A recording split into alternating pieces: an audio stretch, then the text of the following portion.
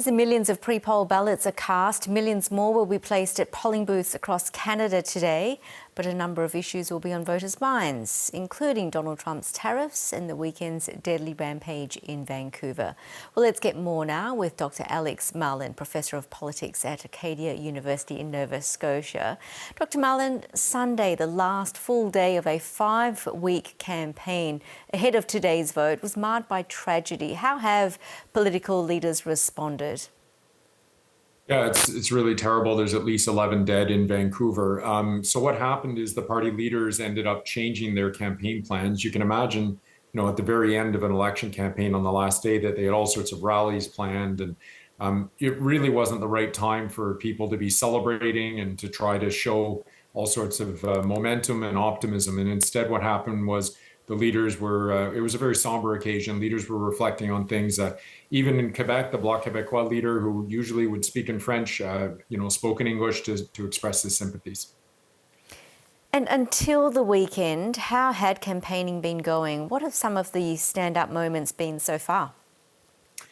Well, I think it's useful for viewers to bear in mind how Donald Trump can absolutely affect somebody else's election elsewhere around the world. Canada, obviously, we're joined with the United States physically, and what ends up happening is he can say things that turn things on its head. And so for many Canadians, Donald Trump, his threat of tariffs, his comments about annexing Canada being at the forefront, this has really galvanized people on the political left, progressives, people who would normally vote with the New Democratic Party, even the Bloc Québécois, have really ended up aligning with the Liberal Party of Canada, led by Mark Carney, the current Prime Minister.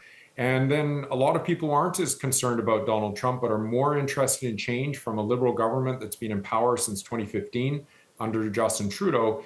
They've been talking about all sorts of other policies. And there's a lot of allegations that their leader, the Conservative leader, Pierre Poilievre, is too Trump-like. So even in his actions, people are still evoking Donald Trump. And so it's quite amazing how the American president has had such an influence on the Canadian election. And what are most Canadians wanting to see in terms of how the next leader will deal with the US? Yeah, it's a great question. I think that there's definite sense of patriotism and national unity that has emerged out of this. They want to see somebody who can be strong and stand up to Donald Trump. They're particularly concerned about the impact of tariffs. They obviously don't want to deal with any nonsense or talk about that, Donald Trump brings up about making Canada the 51st state. But frankly, Canada's got a lot of its own issues it has to figure out. Interprovincial trade barriers are one, but there's housing, there's all sorts of issues with overspending that has been going on with the government. So whoever it is that ends up winning this election, and it's looking like it'll be the Liberals, is going to have a lot of things that they have to contend with. So do you think then Mark Carney has managed to turn the Liberal Party around since the start of the year when he took over? Justin Trudeau left when approval ratings were at a real low for the party. Yeah, just to put this in perspective, it's something that I think people around the world can pay attention to in Western liberal democracies about how things can change fairly quickly, especially when you have somebody so prominent like the American president commenting on your own domestic affairs. Justin Trudeau and the Liberal Party of Canada were behind the Conservatives by 25 points in December. They were just at it, absolutely bottoming out. Justin Trudeau ends up announcing in January that he will step down. He ended up stepping down in March when Mark Carney became leader of the Liberal Party. And from that point forward, the Conservatives never led in public opinion again. And it's looking like the Liberals will go on to win a majority government. It's just an astounding turn of events. It really is. The Conservatives appear to be struggling too in attracting female voters, for example. Tell us why this is. Well, a lot of this actually, the Conservatives are still going to do well if it wasn't for all the support from the progressive left aligning and coalescing around Mark Carney. The Conservatives would probably form a government because they're going to get around 37 or 40% of the vote, and in our electoral system, that's enough to get enough seats. It's just that the Liberals are going to get more than that.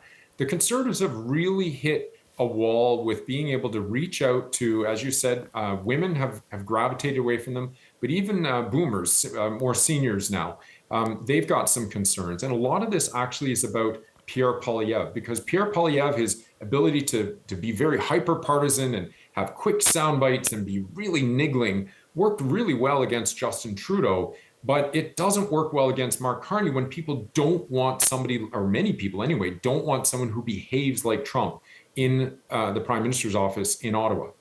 So how much will it come down to leader likability? Which candidate appears to have the edge on that? Oh, yeah. Well, it's definitely Mark Carney. Polls show that. And so I think that this one thing that we've really seen in this campaign is leadership has been at the forefront. People are not talking about their local candidates. A lot of people aren't even talking about policy, frankly. Everything seems to be turning on the leaders. And this in itself is a bit of an interesting situation because it's a comment about how the Canadian system of government, the parliamentary system that we use, has become presidentialized with everything focusing on leaders as opposed to the teams around them. And just finally, what are the likely scenarios once votes have been counted? Will it be a clear-cut victory? So polls are suggesting that it's going to be a very clear Liberal government, most likely a majority government. But then what we're likely to see is, I'm interested, some party leaders going to resign because they won't be able to carry their party forward beyond today. Really interesting to talk. Dr. Alex Marland, thank you for your time. My pleasure.